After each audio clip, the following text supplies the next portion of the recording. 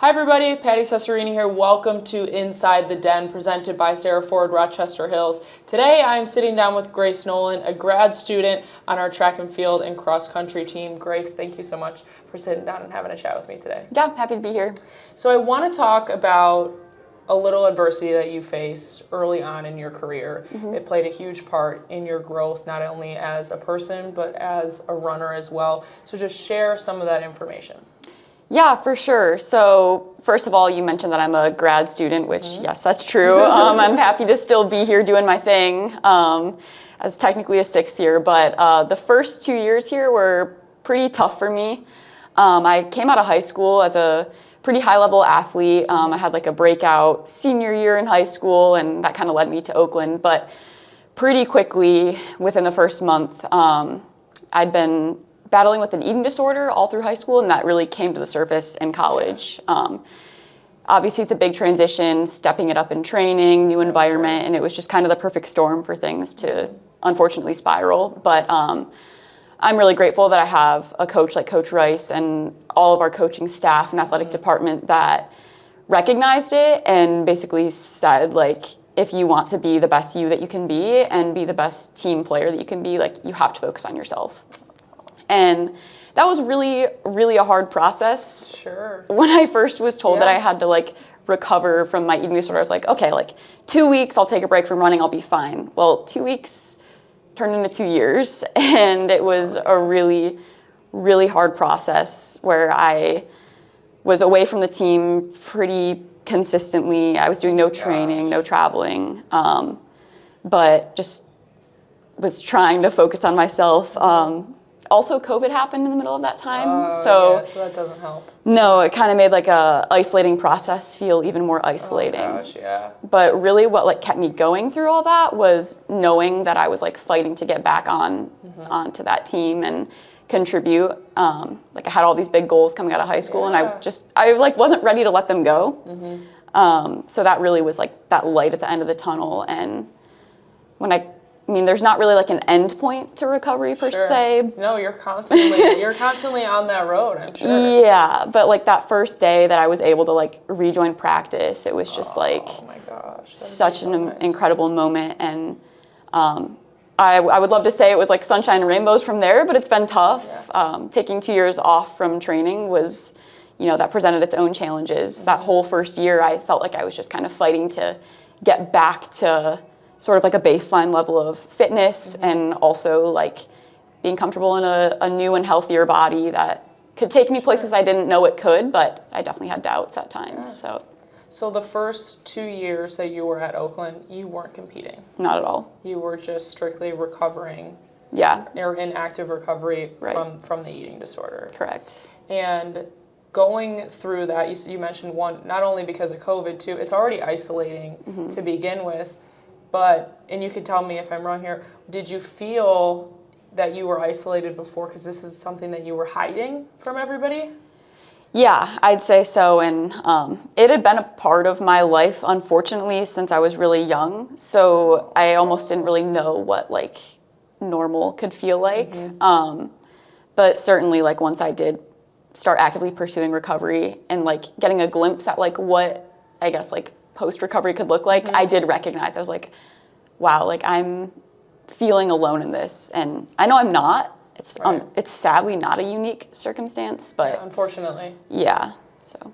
And going through the recovery, making it through the other side, I could only imagine that first practice back was not only so exciting and you're feeling these happy emotions too, but also maybe just it has to be overwhelming too, because you worked for so long to get to that point and everything that you had gone through, the trials, the tribulations. Now you're here. I can only imagine how emotional that practice was for you.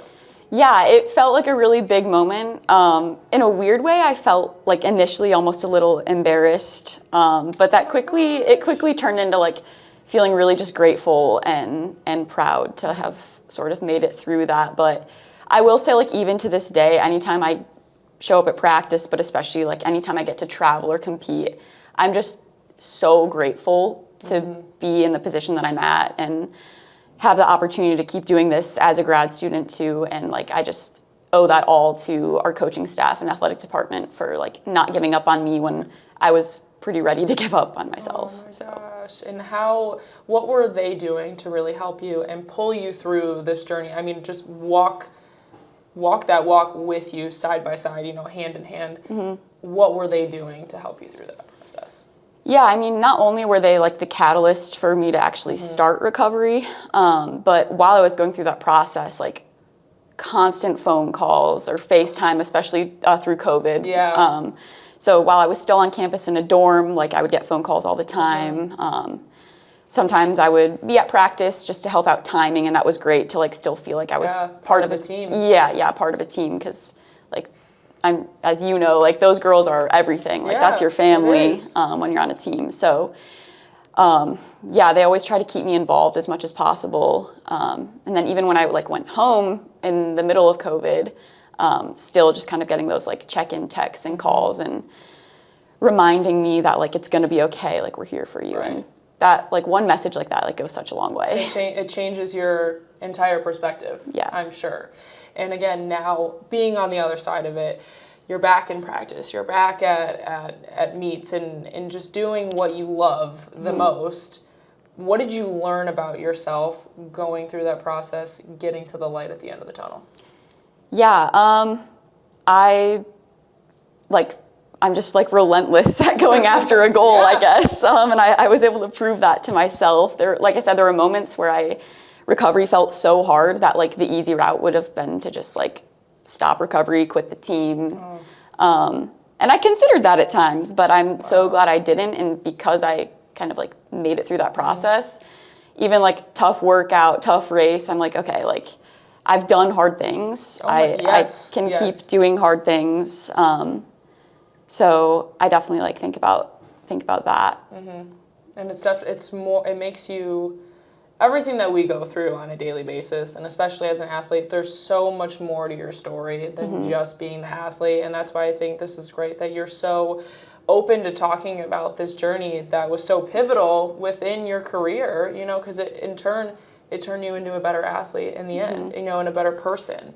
And I just love how open, I really do. I love how open, and I appreciate how open you are into sharing this story, because I know it's going to bring so much light to other athletes too, because you're right.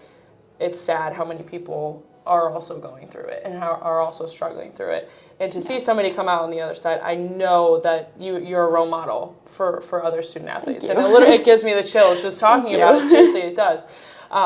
But again, coming out on the other side, you're now 6th year. What goals do you have for the end of this season? Because we're at the end of the rope here. However, you got into Oakland's med school too. I did, yeah. So, getting to the end of running career here and undergrad, grad school. But I'll be sticking around, which is really exciting. That's fun, right? Yeah. But just goals for the rest of what's left is really just get everything out of myself that I can. I just came off of like our opening meet down in North Carolina and set a personal best, but I'm not ready to like settle with that. Right. So I'm just gonna put in some good training, and our team will be going down to Youngstown for the conference meet at the end of the season, and I think that everyone's just like coming together really well, and I'm excited to see what we can do there. And you clearly really love Oakland. I love Oakland. You'd be going to med school, somewhere else. So what is your favorite part about Oakland, your love for Oakland that keeps you sticking around? I mean, definitely from an athletic perspective, like I've just always felt so grateful, loved, supported about this whole athletic environment. I grew up not far from here in Clarkston, so 20, 30 minutes away, and my whole family's in the area as well, Oakland County. So big part of it. Yeah, that's huge, just having that support system at all times. Yeah. But I feel like I've just really established a strong community here throughout my 6 years, and there's like comfort in that. So I have a new road ahead, but at the same time, there's a lot of things that'll stay the same. Oh, for sure. And it's always nice to have that little bit of consistency too. Yeah. You know, and especially like you said, having that support system, having that family here, it makes things a whole lot easier too. Yeah. Well, Grace, I really appreciate you coming down here, chit-chatting with me, and really sharing your story to, again, help others that are going through that same sort of that struggle, and to inspire them to see the light at the end of the tunnel. Thank you so much. I really appreciate it. Thank you. And that is it for this edition of Inside the Den, presented by Serra Ford Rochester Hills, and we will see you next time.